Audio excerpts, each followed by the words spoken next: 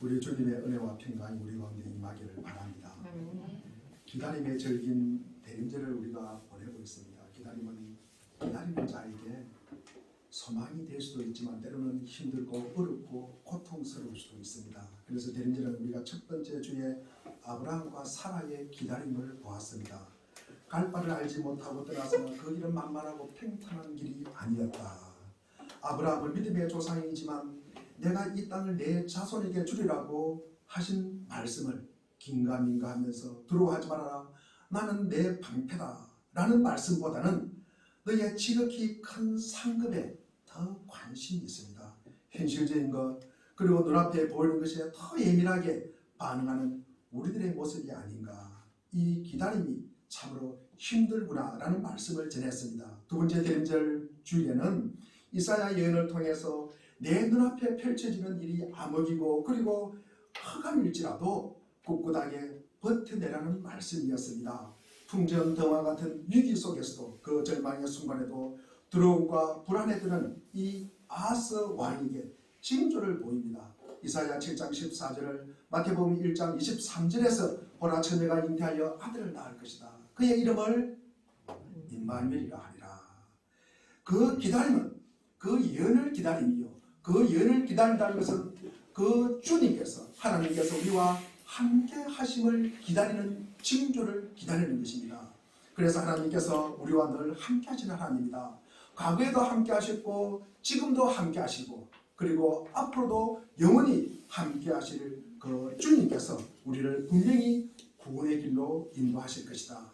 구원의 역사는 눈덩이처럼 굴고 굴러서 하나님의 창조와 홍해를 건너는 구원과 광야에서의 아픔과 절망 그리고 치유와 회복, 생명과 자유와 이 구원이 어우러져서 더 두껍고 풍성하게 구원의 눈덩이는 굴러가는 것입니다. 그래서 하나님의 구원 이야기를 하고 또 하는 이유는 간절하게 기다렸던 대상이 아직도 저 집행설 위에 한 점 그 하나를 보일 때조차도 알아볼 수 있게 하는 것입니다. 그리하여 그 구원을 나의 것으로 만드는 것입니다.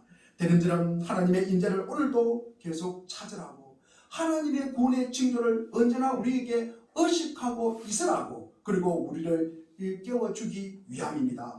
그분의 오심을 기다리는 자로 오늘은 세례 요한을 통해서 기다림에 대해서 알아보는 복된 시간이 되기를 바랍니다.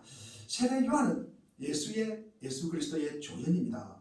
조연은 주연이 오기를 기다리는 자입니다. 그래서 오늘 제목을 영원한 조연 세례 요한이라고 삼았습니다.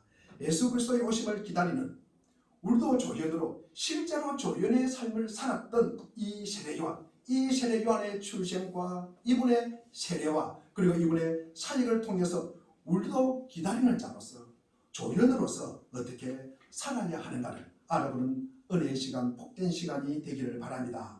첫째로 이 세례 요한을 통해서 조연으로 기다리는 자로서는 그 역할이 무엇일까?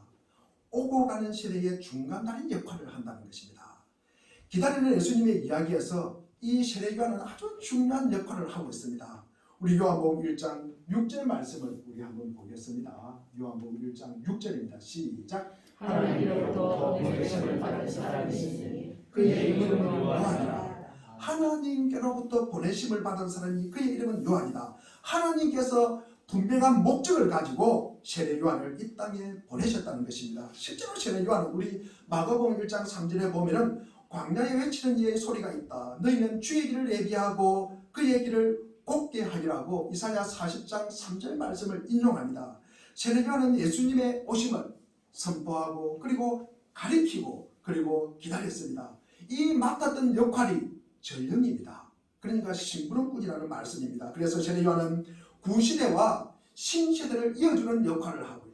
이 구약과 신약을 이어주는 매개 역할을 하고 그리고 예수님이 오시기 전과 후를 이어주는 그래서 하나님의 약속의 흐름을 연결시켜주는 자가 세례 요한입니다. 사실 세례 요한은 마치 야누스의 이중적 얼굴처럼 얼굴 하나는 뒤쪽 그러니까 왼쪽 끝을 향하고 그리고 다른 얼굴 하나는 앞쪽 새 것을 향합니다. 많은 측면에서 세례 요한은 기다림의 모범이 된 사람입니다. 그래서 기다림이 없다는 것은 중간 역할을 할 수가 없습니다. 매개 역할을 할 수가 없습니다.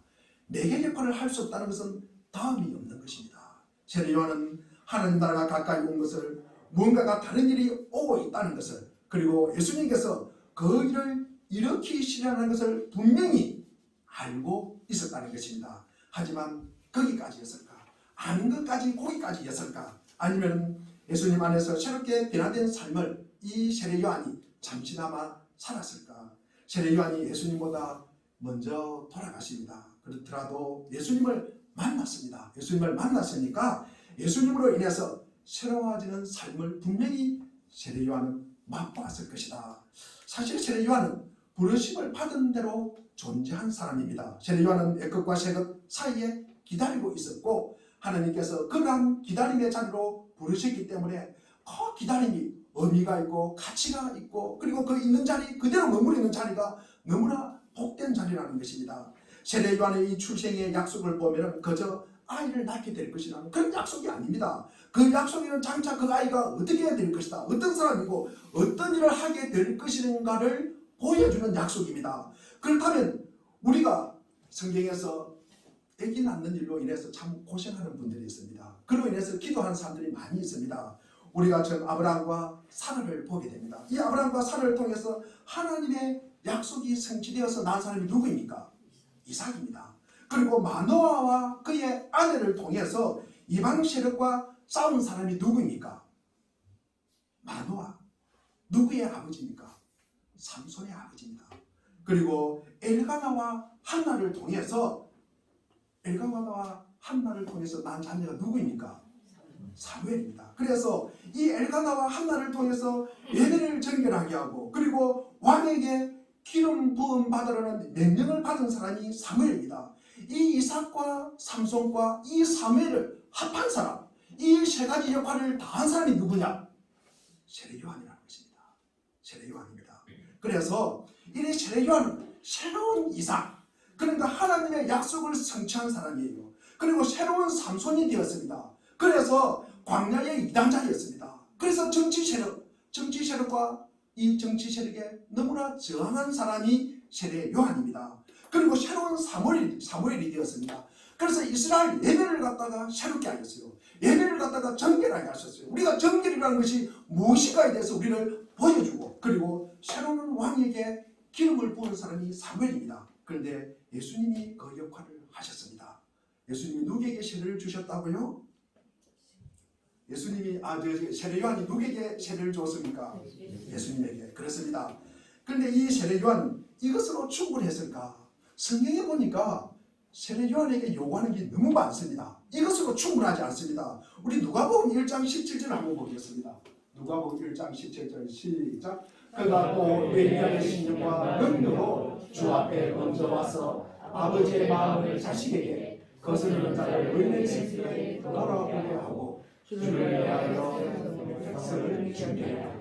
엘리야의 신령과 능력으로 주를 위하여 세운 백성을 준비하라고 이 세례 요한을 보냈다는 말씀입니다. 그래서 세례 요한은 새로운 엘리야로 될 것을 약속합니다. 그래서 이 사가랴에게, 세례 요한의 아버지 사가랴에게 그 약속을 주십니다. 이 새 엘리야의 심정과 능력으로 세례 요한은 사람들이 주님을 맞이하도록 준비하는 자였습니다. 세례 요한의 아버지 사가랴가 받은 약속을 보면은 세례 요한은 유대인들의 소망을 집약한 인물입니다. 그리고 심판을 하는 동시에 약속을 하고요. 그리고 정죄를 하는 동시에 소망을 주었습니다. 구약의 인물 중에서 마지막으로 이 구약의 성취와 심판, 그리고 새로운 시작을 드러내는 동시에 신약에서 예수님의 사역에 등장하는 인물 중에서 가장 먼저 나오는 사람이 이 세례 요한입니다. 사람들이 예수님을 맞이하도록 준비시키는 사람이 세례 요한입니다. 즉 세례 요한은 과거와 미래를 바라보면서 X것과 Z것을 연결하는 사람이고, 따라서 그는 대림질의 너무나 기본적인 사람이고 본보기라는 사람입니다. 세례 요한이라는 인물을 통해서 과거와 미래가 이 현재에 전해지는, 과거와 미래 사이에 이 현재에 전해지는 이 강렬한 메시지 가운데 세례 요한을 통해서 우리는 만나게 하는 것입니다. 세례 요한의 기다림은 세례 요한이 하는 역할만큼이나 때로는 불안하고요, 그리고 동요를 일으키고요, 변화를 일으키고 너무나 급진적이고, 그리고 능동적이고 역동적인 기다림을 우리에게 가져다 주는 것입니다. 두 번째로 우리 기다림은 방향을 재조정하라고 했습니다. 첫 번째 기다림은 어떤 내용이었습니까? 조금 전에 들은 내용이 뭐였습니까? 중간 징검다리 역할을 하리라. 매개 역할을 하리라. 오늘 두 번째로는 기다림은 방향을 재조정하리라. 우리 마가복음 1장 4절 5절 말씀을 우리 한번 읽어보겠습니다. 시작. 세례요한은 광야에 이르러 제3을 받는 회개의 세례를 전하니 온 유대 지방과 예루살렘 사람이 다 나와 자기 죄를 자복하고 요단강에서 그에게 세례를 받더라. 세례요한은 말 그대로 세례가 굉장히 중요합니다. 그래서 우리는 신약 성경에 요한이라는 사람이 둘이가 나옵니다. 한 분은 우리 요한복음을 적은, 그리고 요한 1, 2, 3서와 요한 계시록을 적은 사도 요한이 있고, 오늘 본문에서 제가 계속 말씀하는 내용은 세례 요한을 지금 말하고 있는 것입니다. 그래서 세례 요한은 말 그대로 세례를 갖다가 굉장히 중요한 역할을 하고 있습니다. 제사함을 받게 하는 회개의 세례. 그래서 우리는 세례, 그 다음에 회개, 제사함, 용서 이라면 너무 이 말은 익숙하고 우리 교회 안에서 너무나 자주 하는 말이고 너무 우리가 진부하게 들리지만, 제 용서로 이어지는 이 세례의 특징은요, 한 사람을 다른 사람에게 세례를 준다는 말입니다. 그래서 이전까지 유대교 안에서는 우리가 정결의식을 행할 때 각자 자기가 자기를 갖다가 정결하게 하고 깨끗하게 하는 것이었습니다. 그래서 요한의 세례가 개인의 정결의식이라는 이 정결의식에서 너무나 대조적으로 공동체의 행사라는 것입니다. 이처럼 요한의 세례는 한 개인을 넘어서 지역을 그리고 공동체로 확장하는 내용입니다. 이전까지 정결의식은 성전 안에서 깨끗한 물 한 방울로 세례를 받았지만, 이 요한의 세례는 지저분한 이 요단강에서 세례를 받습니다. 그리고 요단강에서 이 정결의식이 행해진 이유가 무엇입니까? 그곳은 기왕의 장소입니다. 이스라엘 백성들이 출애굽하여 가나안 땅으로 들어갑니다. 어디로 들어갑니까? 요단강 건너서 들어갑니다. 요단강을 건너서. 그리고 이 요단강은 치유와 회복의 장소입니다. 우리가 누가 나비 환자가 나왔습니까? 아람의 군대 장관 나만이 요단강에서 7번 담그고 치유와 회복을 받은 곳이 이 요단강입니다. 그리고 이 유대인과 예루살렘들을 갖다가 회개시키기 위한 방편으로 세례를 갖다가 주는 것입니다. 헬라어로 우리가 메타노니아 이러면은 회개라는 뜻입니다. 이 회개라는 뜻은 마음과 생각의 변화를 뜻하는 것입니다. 유대와 예루살렘 사람들의 마음과 이 생각의 변화를 상징으로 나타내는 것이 세례입니다. 이 헬라어로 이 메타노니아 회개는 이 구약의 히브리어로는 슈거라고 합니다. 이 슈거는 완전히 반대 방향으로 돌아서다는 뜻입니다. 그러니까 하나님의 다스림 안에 있다가 완전히 돌아서서 정반대로 다시 하나님께로 돌아오는 것을 이야기합니다. 그래서 어떤 상태에서 벗어나 있다가 새롭게 더 나은 상태로 돌아오는 것을 우리는 세례라고 하고 회개라고 하는 것입니다. 당시 사람들은 오실 그분을 맞이하도록 준비시키려면 그들이 알고 있고 또 그들이 믿고 있던 모든 것에 대한 방향을 재조정하는 것입니다. 지금까지 내가 살아왔던 삶과는 다른 삶을 사는 것입니다. 그렇게 방향을 재조정할 때 가장 우선적으로 요구되는 것이 무엇입니까? 세례를 받기 위해서 그 전에 해야 될 일이 무엇입니까? 재용서입니다. 재용서입니다. 그래서 성전 밖에서도 재용서가 가능하다는 사실을 갖다가 인정해 주는 것이 이 세례 요한의 세례입니다. 당시 유대인들은 재용서는 어디서 받습니까? 성전 안에서 희생제사를 드리면서 짐승이나 그 다음에 다른 어떤 동물을 드리면서 그 피를 갖다가 흘림으로써 제사함을 받았습니다. 그런데 성전 밖에서 그것도 요단강에서 희생제사 없이 세례를 통해서 재용서함을 인정한다는 것은요, 이것은요 천지가 계획할 일입니다. 혁명적인 일입니다. 이것은 너무나 그 당시로서는 충격적인 일입니다.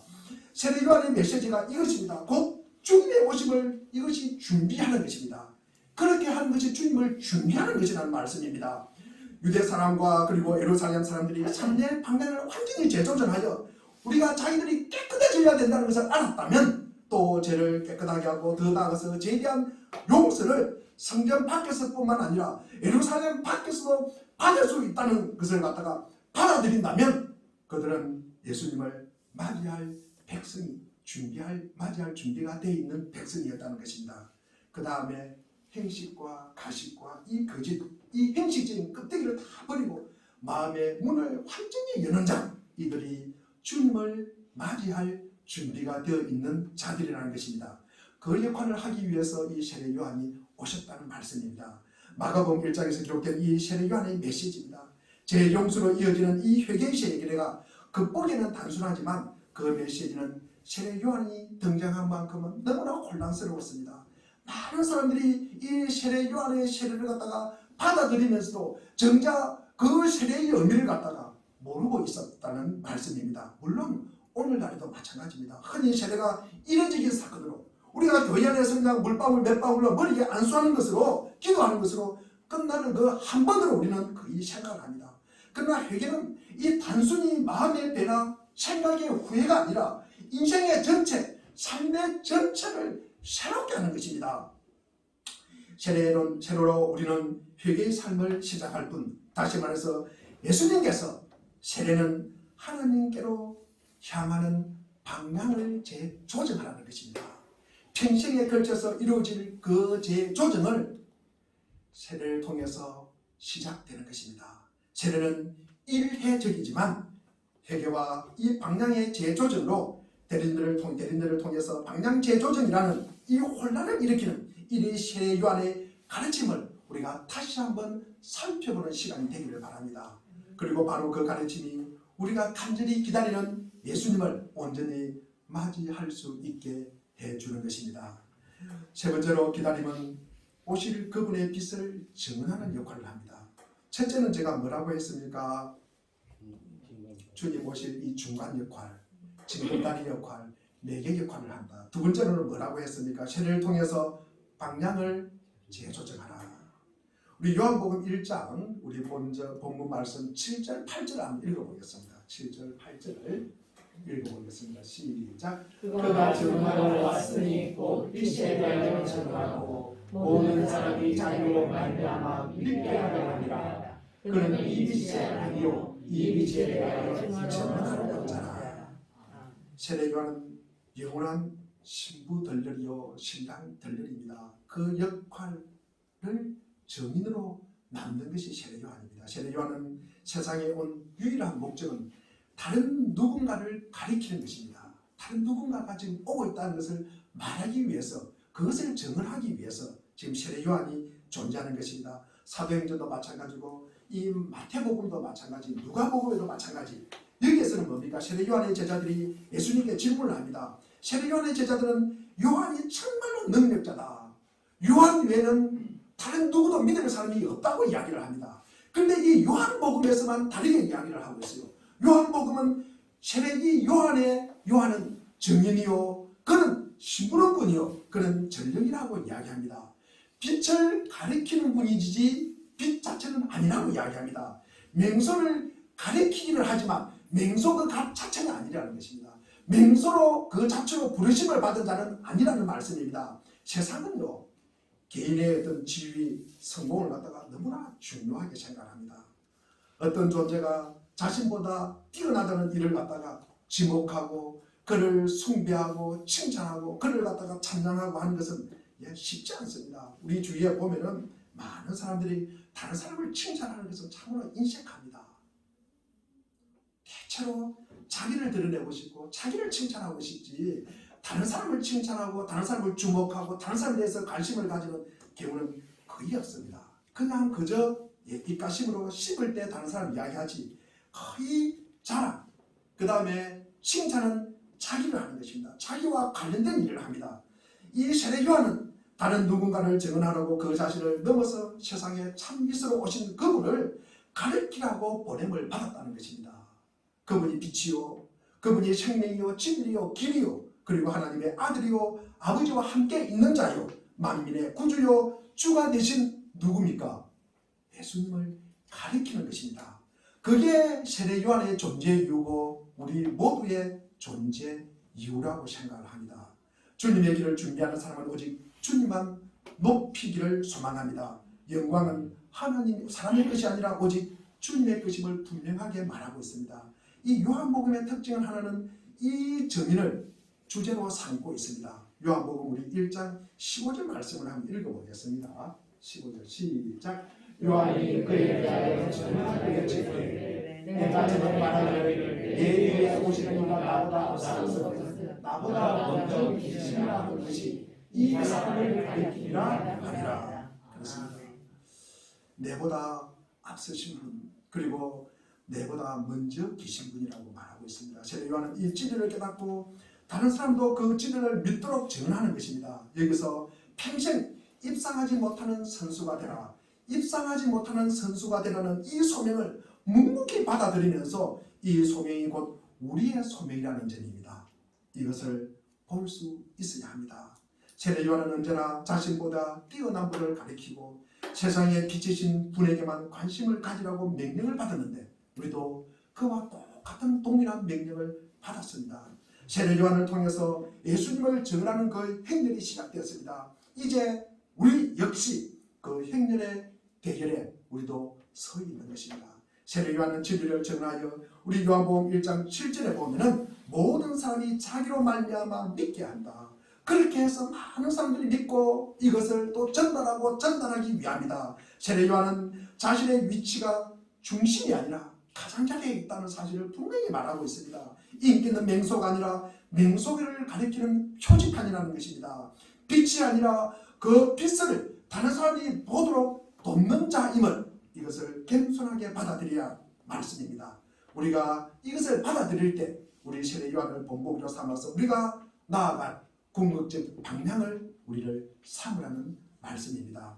우리 모두를 향한 예수님의 부르심입니다. 세례 요한에게서 이어 달리기 배턴을 넘겨받아서 세상에 구원을 가지고 오시는 분을 증언하라는 것입니다.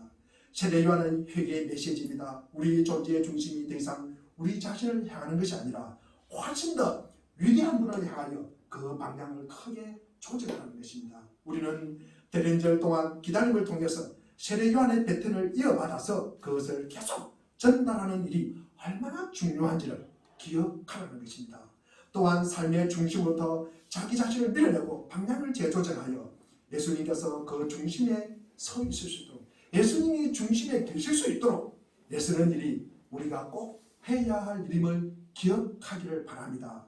예수님께서는 오늘날 우리에게도 통일한 도전을 주셨습니다. 눈먼 사람이 다시 보게 하고, 길 먹은 사람이 다시 듣게 하고, 다리 저는 사람이 다시 걷는, 즉 그 퍼즐의 조각을 한데 모아서 그것들이 너희를 어디로 이끄는지를 보라는 것입니다. 하지만 우리는 빛이신 예수님을 알기에 그보다 한 단계 더 나아가서 예수님이 오늘날 어떤 분이신지를 분명하게 알아가라는 것입니다. 이것이 대림절 우리가 해야 할 또 다른 기다림의 의미입니다. 이 기다림은 우리의 비전을 명확하게 밝히고 우리의 통찰력을 더욱더 깊게 하고 우리 가운데 전에도 계셨고 지금도 계시고 앞으로 계실 그분, 장차 오실 그분 예수를 분명하게 우리가 선명하게 바라볼 수 있는 귀한 은혜가 우리에게 있기를 바랍니다. 세례 요한은 그 일생이 오실 길을 준비하는 선포로 부르심을 입은 인물입니다. 그 기다림은 불안을 일으키고요, 동요를 일으키고요. 그래서 세례 요한은 죽음에까지 이르게 됩니다. 그러나 그 기다림은 예수님의 사역에 반드시 필요한 기다림이었고 세례 요한의 사역이었습니다. 이 아브라함의 기다림은 신실함과 신뢰를 바탕으로 한 기다림이었습니다. 이 선지자 이사야의 기다림은 시간의 중천, 그러니까 제가 눈덩이가 굴러가는 그 역사의 구원의 역사를 말씀을 드렸습니다. 그리고 세례 요한은 변화와 관련되는 것입니다. 엄청나게 시대와 시대를 오고하는 시대에 변화를 일으키는 그 사역을 감당한 분이 세례 요한입니다. 그 변화는 기다림의 대상이 되는 인물과 사건을 맞이하도록 사람들을 준비시키고 그 준비를 통해 실제로 그 일이 일어나도록 돕는 것입니다. 세례 요한이 보여준 시대와 시대 사이의 기다림이 예수님의 생애와 사역을 위한 기반이 되었습니다. 세례 요한은 자신이 선포한 이 회개, 방향의 재조정을 실천하였고 우리도 그가 선포한 회개와 방향 이 재조정을 실천하기 위해서 예수님의 자리를 우리가 내어줘야 되는 것입니다. 우리 삶의 중심에 우리는 가장자리로 밀어내고 그 중심에 예수님을 모시라는 것입니다. 주님께서 오실 길을 준비하는 사람은 자신의 삶 전체를 오직 복음을 준비하는 자로 설정되어 있습니다. 자신의 삶과 죽음을 통해서 이를 보여준 사람이 세례 요한입니다. 주님은 기다릴 필요가 없습니다. 주님은 도착하면은 그 행사가 바로 시작이 됩니다. 그런데 조연은 기다리게 해요. 먼저 와서 기다려야 합니다. 세례 요한만 조연이 아닙니다. 예수 그리스도를 제외한 모든 일은 조연입니다. 예수 그리스도를 기다리는 사람은 조연입니다. 조연은 징검다리 역할을 하면서 한 돌이 빠지면 건너기가 어렵습니다. 톱니바퀴 한 이빨이 빠지면 고장나는 것입니다. 우리에게 그 역할을 하라고 부르셨습니다. 지금 우리가 살아있는 이 시간에 그 시간에 주어진 역할을 하라고 우리를 부르셨습니다. 어제가 있고 오늘이 있어야 내일이 있는 것입니다. 어제에서 바로 내일로 건너뛸 수는 없습니다. 우리에게 그 오늘의 역할을 하라고 부르셨다는 것입니다. 우리가 이 사실을 잊고 살 때 우리는 죽으라고 싸우고 경쟁합니다. 일에 매몰되어서 분리하면요, 시기하고 질투하고 깔아뭉개고 거짓과 부정을 일삼게 되는 것입니다. 내가 주연이라고 생각해요. 내가 중심이라고 받아들이는 것입니다. 그러면요, 우리의 마음에 움직이지 않습니다. 우리 마음을 변화시킬 생각을 하지 않습니다. 마음뿐만 아니라 행동도 움직이지 않습니다. 내가 중심이라고 착각을 하기 때문입니다. 그렇게 되면요, 내보다 다른 사람이 먼저 움직이기를 바라는 것입니다. 내보다 다른 사람이 먼저 나에게 주목하기를 바랍니다. 내보다 다른 사람이 나의 행편을 먼저 하려고 이야기합니다. 그리고 내보다 먼저 다른 사람이 인사하고, 그리고 내보다 다른 사람이 먼저 나를 섬겨야 된다고 생각을 합니다. 이것은 조연이 하는 일이 아닙니다. 우리는 세가족 모임에서 삼일째 하나님은 인격적이요 관계적이라고 제가 말씀을 드렸고 잘 배웠을 것입니다. 성부, 성자, 성령 하나님께서 서로 아끼고 사랑하고 배려하고 서로를 중심에 서게 하고 자기는 바깥으로 빠지고 가장자리로 나가는 것입니다. 그러니 삼위는 고정되어 있지 않고 움직이면서 일체를 이루어 나가는 것입니다. 제93회 아카데미 여우조연상을 받은 배우 윤여정 씨의 수상 소감입니다. 감사하지만 나는 경쟁하지 않는다. 내가 글렌 크로저의 연기를 보았는데 어떻게 그와 경쟁하겠어요? 그리고 5명의 후보들도 다른 영화에서 각각 승리자였습니다. 우리는 다른 역할을 했습니다. 우리는 서로 경쟁한 것이 아닙니다. 영화에서 주연 배우가 닿는 돋보입니다. 그러나 주연 못지않게 조연 배우도 주목을 받습니다. 조연이 없는데 어떻게 주연이 있을 수 있겠습니까? 주연은 조연이 만든다고 합니다. 아무리 뛰어난 연기자라도 혼자서 작품을 완성할 수가 없습니다. 복음서는 세례 요한이 그런 조연의 역할을 하였습니다. 그가 활동한 광야는 예루살렘 성전과는 너무나 대비가 됩니다. 마가복음 우리 1장 6절에 보니 그는 낙타 트롯을 입고 메뚜기와 석청을 먹었더라. 그는 또 제사장들과 헤롯의 환한 옷과 그리고 기름진 잔치와는 너무나 비교가 됩니다. 그는 강물로 속죄 의례를 베풀었습니다. 이것은 성전 제사장들의 속죄 제사와 정면으로 부딪히는 것입니다. 그는 철저하게 근원적인 회개, 개혁으로 부르심을 받은 자입니다. 요한복음 우리 3장 23절 이하에 보면은 어느 날 세례 요한이 물이 많은 어디니까 에논에서 세례를 베풀고 있었을 때 다른 사람들이 와서 세례를 베풀고 있었습니다. 그 다른 사람이라는 것은 누굽니까? 예수님과 그 제자들입니다. 요한의 제자들이 알려줍니다. 스승님 그러면서 그 사실을 이야기합니다. 요한은 3장 26절에 보면 사람들이 다 그에게로 가더이다.